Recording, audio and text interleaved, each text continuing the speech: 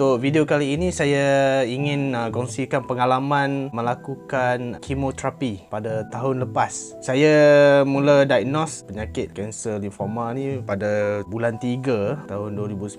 Petang tu saya pergi ke hospital untuk berjumpa dengan doktor dan doktor minta saya buat kemoterapi. Jadi mendengar nasihat ataupun cerita orang ramai tentang kemoterapi ni sedikit takut lah sebenarnya, sebab ramai yang cerita kemoterapi ni sakit lah, teruk lah. Jadi saya tak tahu macam mana, sebab memang keluarga saya pun memang tak ada pernah buat kemoterapi. Tapi petang tu saya terus masuk dalam pukul 5 petang, masuk hospital untuk jalani kemoterapi. Sel kanser itu berada di dada, jadi tak boleh buat kemopot. Kemopot ni boleh tahan selama 3 bulan, tak perlu cabut atau buang atau pasang semula. Jadi saya guna femoral. Femoral ni satu alat piping yang dimasukkan dalam urat besar. Saya masuk di celah kangkang. Di antara peha dan kemaluan ada urat besar kita, yang mana urat besar kita di leher, di perut dan di antara celah kangkang tu lah. Femoral itu ada cabang 3 pula. Di cabang ini dia akan masuk ubat kemoterapi, air dan untuk ambil darah. Jadi saya perlu menjalani kemoterapi selama 6 cycle. 6 cycle maksudnya satu cycle ada 8 botol ubat kemoterapi yang perlu dimasukkan selama 12 jam. Jadi saya ambil masa 4 hari untuk habiskan 8 botol. Jadi cycle pertama saya bermula pada bulan 3. Setiap cycle diberi masa selama 3 minggu. Dalam masa 3 minggu tu kesan-kesan kemoterapi sangat teruji lah bagi saya. Kesan kemoterapi ni juga ikut keadaan antibodi dan kekuatan antibodi seseorang. Kebanyakannya kalau pesakit yang lebih berumur, warga emas, dia lebih kurang antibodi untuk menahan kesan kemoterapi. Orang tanya sakit ke tak buat kemoterapi ni? Realitinya saya cakap sakit, cuma semangat kena kuat, itu saja. Untuk cycle pertama dan cycle kedua saya punya kesan tidak terlalu ketara sebab masih boleh menahan. Cuma sakitnya apabila memasukkan femoral di celah kangkang tu lah. Orang tanya kemoterapi ni masuk dalam mesin ke? Jadi saya sebenarnya mula-mula tak tahu juga. Ingatkan masuk dalam mesin panas kan. Rupanya kemoterapi ni dia masuk macam mana drip air. Kita masuk drip air tu sekali dengan masuk drip ubat kemo. Ubat kemo saya nama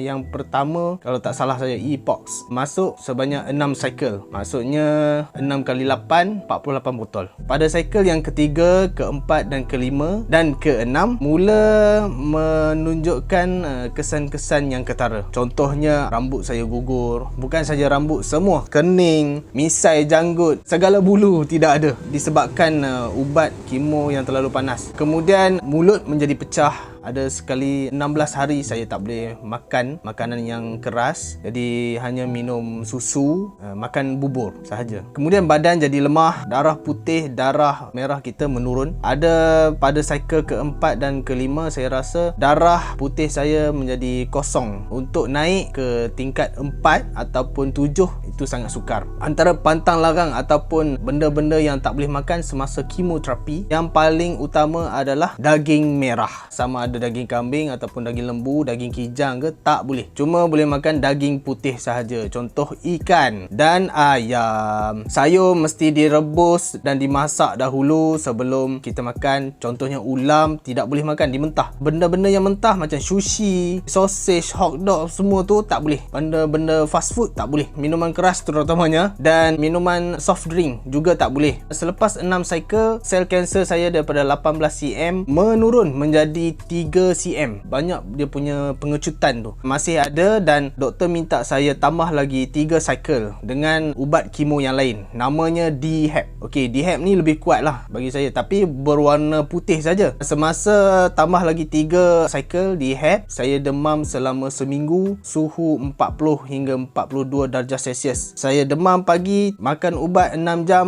sembuh, kemudian demam lagi seminggu. Jadi yang tu saya rasa mungkin seperti sudah mati, tapi Allah memberi peluang kedua kepada saya untuk hidup. Selepas tu masih ada kecil, doktor minta saya buat radioterapi. So untuk radioterapi nanti saya akan kongsikan dalam video yang akan datang. Terima kasih.